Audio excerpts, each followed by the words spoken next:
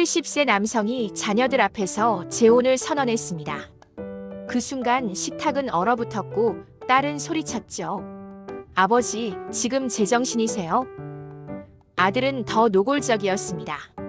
그 여자 아버지 재산 노리는 거 아니에요. 하지만 몇 달 후 자녀들이 우연히 발견한 한 장의 문서. 거기에는 누구도 예상하지 못한 진실이 적혀 있었습니다. 대체 무슨 일이 있었던 걸까요? 지금부터 그 이야기를 들려드리겠습니다. 이 영상이 도움이 되셨다면 구독과 좋아요 부탁드립니다. 여러분의 작은 관심이 더 좋은 콘텐츠를 만드는 큰 힘이 됩니다. 서울 외곽의 낡은 아파트 302호. 김정호 70세. 8년 전 아내를 먼저 보냈습니다. 그 후로 쭉 혼자였죠. 자녀들은 가끔 전화로 안부를 물었지만 정작 아버지의 저녁 식탁은 늘 혼자였습니다. 어느 토요일 저녁 정호는 오랜만에 자녀들을 불러 모았습니다. 딸 수진과 아들 민수. 둘 다 40대 중반, 각자의 가정이 있습니다. 무슨 일이세요? 갑자기 오라고 하시고. 수진이 물었습니다. 정호는 잠시 망설이다 입을 열었습니다. 나 결혼하려고 한다. 순간 시간이 멈췄습니다. 수저 소리조차 들리지 않는 정적. 민수가 먼저 반응했습니다. 예? 지금 뭐라고 하셨어요? 목소리에 당혹감이 가득했죠. 결혼이요. 나이 들어서 혼자 사는 게 너무 외로워서 말이다. 정호의 목소리는 떨렸지만 단호했습니다. 수진이 소리쳤습니다. 아버지, 정신 차리세요. 70세에 무슨 결혼이에요. 주변에서 뭐라고 하겠어요. 민수도 거들었습니다. 그 여자 누구예요? 대체 어디서 만났는데요? 아버지 재산 노리고 접근한 거 아니에요? 정호는 천천히 숟가락을 내려놓았습니다. 그렇게 생각하니? 그의 목소리는 낮았지만 상처받은 기색이 역력했습니다. 늙은 게 그렇게 큰 죄냐? 나이 먹으면 사랑하고 싶은 마음도 없어지는 줄 아니? 수지는 더 감정적으로 반응했습니다. 엄마 돌아가신 지 겨우 8년이에요. 아버지, 엄마한테 미안하지도 않으세요? 이 말에 정호의 얼굴이 굳었습니다. 내 엄마는 돌아가시기 전에 나한테 말했다. 너무 오래 혼자 있지 말라고. 하지만 자녀들은 듣지 않았습니다. 민수가 단호하게 말했습니다. 안 됩니다. 절대 안 돼요. 우리가 반대하는데 어떻게 결혼을 하시려고 그러세요? 정호는 더 이상 말하지 않았습니다. 그저 자리에서 일어나 방으로 들어갔죠. 문이 닫히는 소리만이 조용히 울렸습니다. 그날 밤 수진과 민수는 카페에서 긴급 회의를 했습니다. 아버지, 정말 이상해지신 거 아니야? 70세에 결혼이라니. 그 여자가 누군지 알아봐야 해. 분명 뭔가 노리는 게 있을 거야. 정호가 만난 여자는 박미선, 68세. 15년 전 이혼했고 자식 둘이 있지만 명절에만 잠깐 얼굴을 볼 뿐입니다. 두 사람은 지역 복지관 탁구 수업에서 만났습니다. 처음엔 그저 탁구 파트너였습니다. 수업이 끝나면 복지관 앞 카페에서 커피를 마셨죠. 이야기는 가벼운 날씨 이야기에서 시작해 점점 깊어졌습니다. 어느 날 미선이 말했습니다. 저 있잖아요. 사실 제일 무서운 게 밤이에요. 아프면 병원 갈 사람은 있는데 아플 때 괜찮아? 라고 물어줄 사람이 없다는 게 진짜 무섭더라고요. 정호는 그 말에 크게 공감했습니다. 나도 그래요. 불 끄고 혼자 누워있으면 내가 이미 이 세상에서 빠진 사람 같은 기분이 들어요. 내일 아침 깨어나지 않아도 누가 알까? 그런 생각이 들 때가 있어요. 두 사람은 서로의 외로움을 이해했습니다. 가족이 있어도 혼자인 사람들. 자식은 있지만 동반자는 없는 사람들. 그렇게 조금씩 아주 천천히 가까워졌습니다. 어느 날 산책길에서 정호가 조심스럽게 미선의 손을 잡았습니다.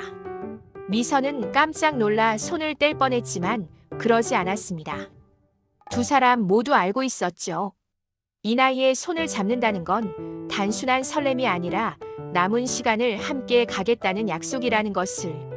한편 자녀들의 조사는 계속됐습니다. 민수는 사설 탐정까지 고용했습니다. 박미선 68세, 이혼녀, 자녀 2명. 현재 월세 거주. 보고서를 읽던 수진이 말했습니다. 오빠요, 오빠. 월세 산다잖아요. 분명 아버지 집 노리는 거예요. 자녀들은 다시 정호를 찾아갔습니다. 이번엔 더 강하게 나왔죠. 아버지, 솔직히 말씀하세요. 그 여자한테 뭘 약속하셨어요? 집? 돈? 정호는 차갑게 대답했습니다. 내 인생이다. 내가 알아서 할게. 안 됩니다. 우리가 가만히 보고만 있을 수 없어요. 며칠 후 수진과 민수는 몰래 미선을 만났습니다. 카페에서였습니다. 저희가 누군지 아시죠? 미선은 조용히 고개를 끄덕였습니다. 죄송하지만 직설적으로 물어볼게요. 아버지랑 결혼하려는 진짜 이유가 뭔가요? 미선은 아무 말 없이 가방에서 서류 봉투를 꺼냈습니다. 봉투 안에는 공증된 문서가 들어있었습니다. 수진이 떨리는 손으로 펼쳐 읽기 시작했습니다. 혼인 전 재산 협약서. 김정호의 모든 재산, 부동산, 예금, 유가증권 등에 대한 상속권을 전면 포기함. 각자의 자산은 완전히 분리하며 혼인 중 발생한 소득도 각자 귀속함. 상대방에 대한 간병 의무를 법적으로 강제하지 않음. 본 협약은 김정호 사망 시까지 유효하며 어떠한 경우에도 번복할 수 없음. 그리고 마지막 줄. 손으로 직접 쓴 문장이었습니다. 나는 이 사람의 돈이 아니라 저녁에 같이 밥 먹고 잘 자라고 말할 사람을 원합니다. 박미선. 수진의 손이 떨렸습니다. 민수는 말문이 막혔습니다. 이게 뭐예요? 수진이 간신히 물었습니다. 미선이 조용히 말했습니다. 아드님, 따님. 저는 여러분 아버지의 재산이 필요 없어요. 제게 필요한 건 밤에 괜찮아. 라고 물어줄 사람, 아침에 잘 잤어. 라고 인사할 사람이에요. 그게 전부예요. 하지만 민수가 반박하려 했지만 말이 나오지 않았습니다. 여러분 아버지는 8년 동안 혼자 사셨어요. 여러분은 한 달에 한 번 전화하시죠. 명절에 하루 들르시고요. 그런데 그분의 나머지 364일은 어떻게 보내시는지 아세요? 미선의 목소리가 떨렸습니다. 저는 압니다. 왜냐하면 저도 똑같았으니까요. 수진이 반박했습니다. 우리도 바빠서 그런 거예요. 아이들도 키워야 하고 직장도 다녀야 하고. 알아요. 미선이 고개를 끄덕였습니다. 비난하는 게 아니에요. 다만 여러분이 아무리 바빠도 아버지의 외로움은 사라지지 않는다는 거예요. 민수가 공격적으로 물었습니다. 그럼 왜 결혼까지 해야 하는데요? 그냥 친구로 지내면 안 돼요? 미선이 쓸쓸하게 웃었습니다. 친구는요? 병원에 입원해도 보호자가 될 수 없어요. 아파도 가족이 아니라는 이유로 옆에 있을 수가 없어요. 우리 같은 노인들에게 결혼은 사랑의 증명이 아니라 법적으로 서로를 돌볼 권리를 얻는 거예요. 그 말에 수진과 민수는 아무 말도 하지 못했습니다. 두 사람은 각서를 들고 집으로 돌아갔습니다. 그날 밤 수진은 남편에게 물었습니다. 내가 늙었을 때 당신이 먼저 가면 나도 저렇게 외로울까? 남편은 대답하지 못했습니다. 그로부터 2주 후 결혼식을 일주일 앞둔 어느 날 새벽, 정호가 갑자기 쓰러졌습니다. 심근경색이었습니다. 119 구급대원이 도착했을 때 정호는 의식이 희미한 상태였습니다. 보호자분 연락처 아세요? 구급대원이 물었습니다. 정호는 가까스로 속삭였습니다. 미선, 박미선. 새벽 4시 응급실. 가장 먼저 도착한 사람은 미선이었습니다. 택시를 타고 달려왔죠. 머리는 산발이었고 슬리퍼를 질질 끌며 뛰어왔습니다. 김정호 환자분 보호자세요? 네, 저예요. 하지만 간호사가 난처한 표정을 지었습니다. 가족관계가 어떻게 되세요? 약혼자요. 죄송하지만 가족이 아니시면 보호자 동의를 할 수가 없어요. 바로 그때 수진이 도착했습니다. 남편 전화를 받고 급히 온 것이었죠. 제가 딸이에요. 수진은 서류에 사인하며 미선을 보았습니다. 미선은 복도 구석 의자에 앉아 손을 꼭 쥐고 있었습니다. 온몸이 떨리고 있었죠. 수술은 3시간 동안 이어졌습니다. 민수도 도착했습니다. 세 사람은 나란히 앉아 기다렸습니다. 아무도 말이 없었습니다. 수술실 불이 꺼졌습니다. 의사가 나왔습니다. 다행히 성공적이었습니다. 하지만 안정이 필요합니다. 미선이 주저앉았습니다. 고맙습니다.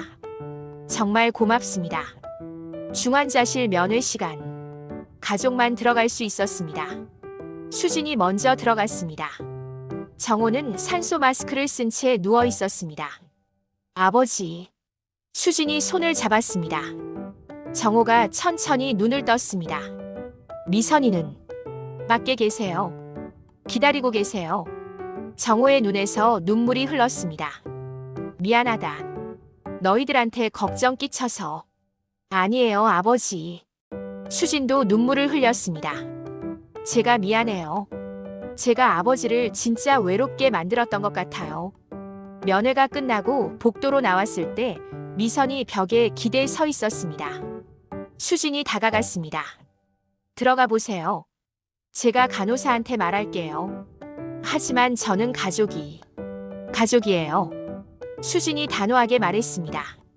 아버지한테 가장 필요한 가족이세요. 미선이 중환자실로 들어갔습니다. 정호의 손을 잡았습니다. 저 여기 있어요. 정호가 약하게 웃었습니다. 미안해. 결혼식 못할 것 같네. 괜찮아요. 우리 시간 많아요. 천천히 해요. 복도에서 지켜보던 민수가 수진에게 말했습니다. 누나, 우리가 정말 틀렸던 것 같아. 수진이 고개를 끄덕였습니다. 응급실에 우리보다 먼저 온 사람이 법적으로 아무것도 아닌 저분이었어. 한 달 후 정호는 완전히 회복했습니다. 의사는 말했습니다. 회복 의지가 대단하시네요. 옆에서 잘 돌봐주신 분이 있나 봅니다. 정호가 웃었습니다. 네, 제 약혼자요. 결혼식 날 작은 예식장이었습니다.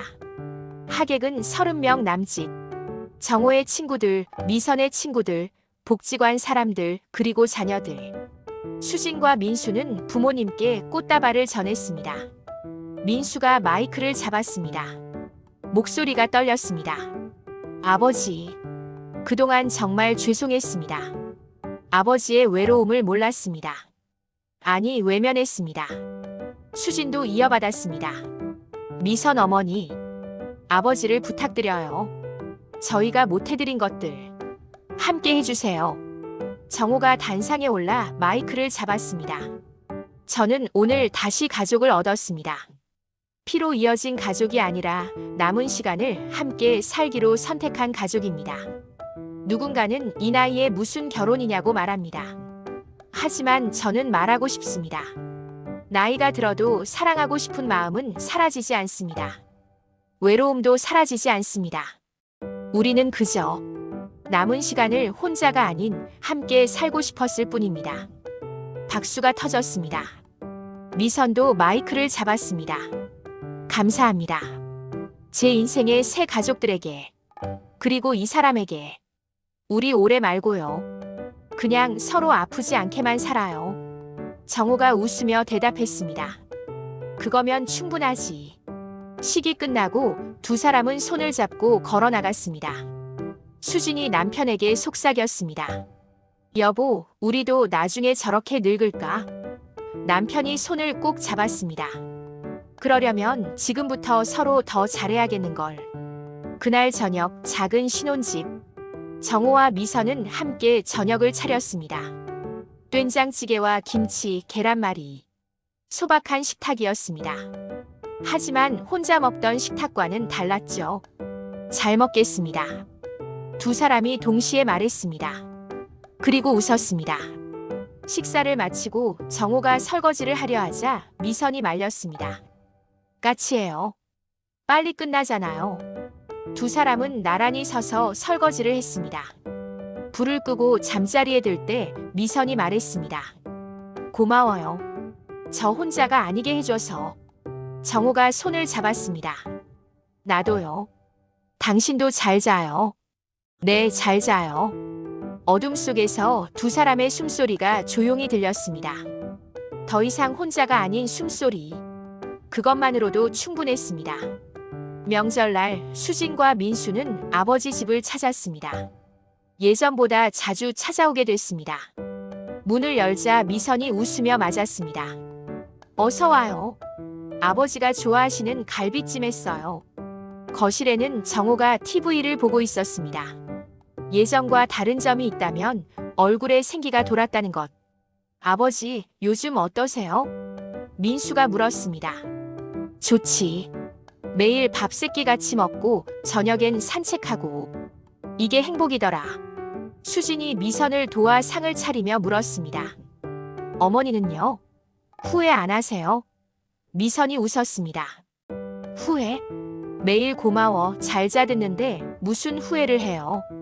식사 중에 정호가 말했습니다. 너희들도 나중에 늙으면 알게 될 거다. 나이 들어서 제일 무서운 건 병도 가난도 아니야. 바로 외로움이야. 그걸 함께 이겨낼 사람이 있다는 게 얼마나 큰 축복인지. 모두가 고개를 끄덕였습니다. 그날 밤 집으로 돌아가는 차 안에서 수진이 말했습니다. 오빠, 우리 아버지 정말 행복해 보이지 않아? 민수가 대답했습니다. 응. 우리가 결혼 반대한 게 정말 부끄럽다. 사람은 나이가 들어도 사랑할 권리가 있습니다. 외로움을 이겨낼 권리가 있습니다. 그리고 남은 인생을 누구와 함께 할지 선택할 권리가 있습니다. 김정호와 박미선은 그 권리를 당당히 행사했고 세상은 결국 그들의 선택을 인정했습니다. 가족은 피가 아니라 선택으로 만들어지기도 합니다. 마지막까지 함께하겠다는 그 선택이 때로는 핏줄보다 더 강한 인연을 만듭니다. 시청해주셔서 감사합니다. 구독 신청해주시면 더 좋은 사연으로 보답하겠습니다.